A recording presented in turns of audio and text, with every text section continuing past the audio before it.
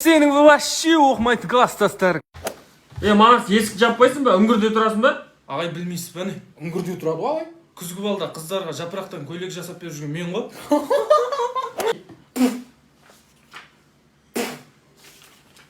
Манас, сабақ айт. Ағай бұл сіздің сабағыңызға түкіргенім бар деп отыр ғой. Бастарынан өткен бір қызық оқиға айтыңдаршы, Манас, басташы кән. Алдында бір байдың үйіне ұрлыққа түсіп телевизорын ұрлап алып ұсталып қалып таяқ жеген соң өліп кәдімгідей. Мынау оқиға емес, поқиға болыпты осы. Ертең мектепке бір гүлден алып келесіңдер. Ағай, анамызға сыйламаған гүл сізге алып келіп бермейді шығармыз.